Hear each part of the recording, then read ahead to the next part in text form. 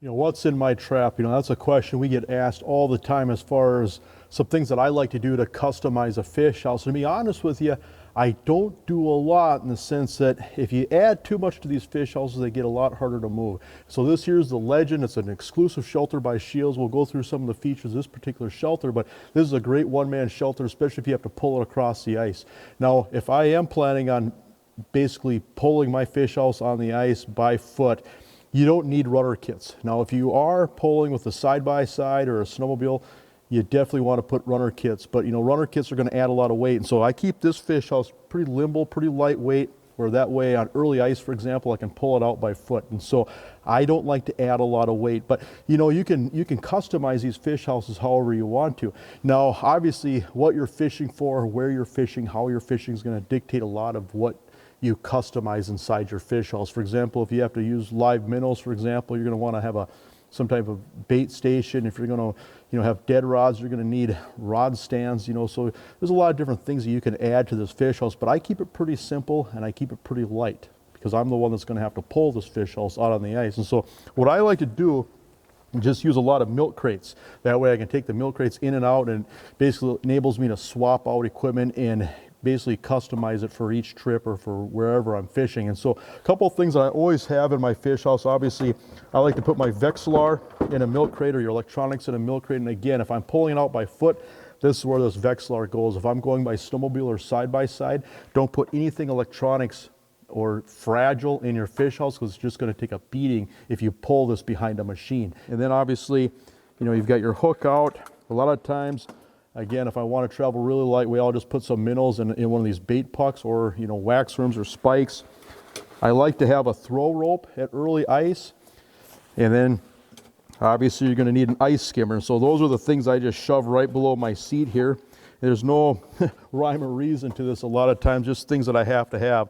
Obviously, if it's really cold out, you might want a heater. So this is just a heat hog, which is pretty slick. It's got a jacket on the back where it keeps your 1 pound tank warmer, and so it really works well with 1 pound tanks. And in a shelter like this, it doesn't take much to heat. In fact, a lot of times, if it's nice weather, I don't even have to use a heater necessarily, but it sure is nice if it's windy or if it's cold out. And then I just put that in a milk crate as well. A couple extra propane tanks. Then obviously a bucket if you're going to keep any fish. Always try to have a shovel, if nothing else, just for banking up the shelter if it's windy or if it's cold. Some extra batteries for the cage reel. Assortment of tackle, which again, that's going to depend on what you're fishing for. And what I like to do in every house is just have a good lithium battery. Big thing is, if you're running GoPros, for example, you can plug your GoPro right in the USB port. Like this is a Norsk lithium. Plug your GoPro right in the port. You can charge your cell phone. And these shelters also have LED lights on the bar across the top. And so if you do any after dark crappie fishing or after dark walleye fishing, those light bars are sure nifty. And so that's just a Norsk lithium battery, which, these are bulletproof. And so those are just some things that I have in my shelter, but I keep it pretty lightweight. I keep it pretty simple. A lot of times, again, as far as the type of rods I'm going to have, it just going to depends on what I'm fishing for. But a lot of times I'm just running with the least amount possible. A lot of times my tackle fits in my pocket. I like to run lean and mean.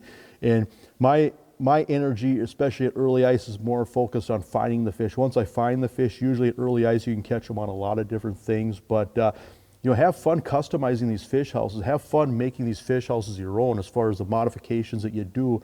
But just remember, these shelters are designed to be lightweight, easy to move, and portable, in the sense that the advantage of fishing out of these shelters is being able to move until you find fish and then move to stay on fish. And if you add too much weight, if you do too many modifications, sometimes you start to impede that, okay? And so that's just my thought process, is that sometimes less is more. And so you don't have to overbuild these fish houses.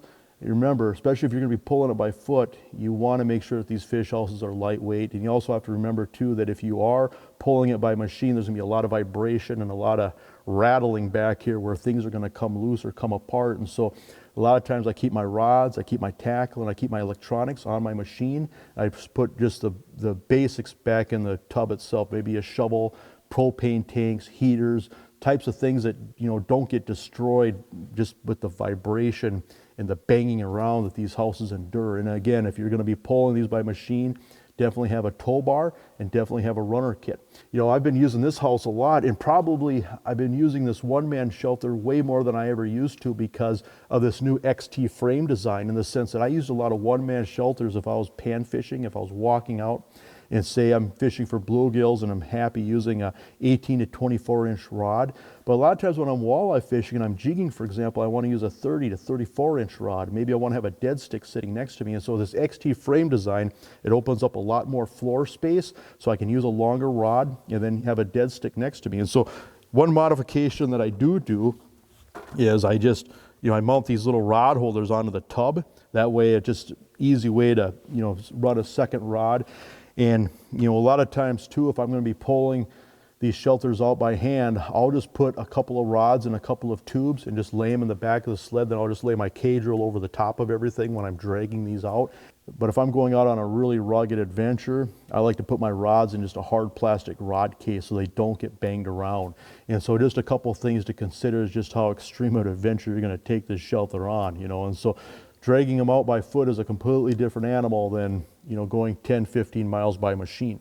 Okay, and so, you know, that can really vary as far as how you modify these fish houses, but have fun with it. I mean, make it your own. You know, when you buy a new fish house, it's exciting to put it together, but it's also exciting to add a lot of personal touches to help your own fishing.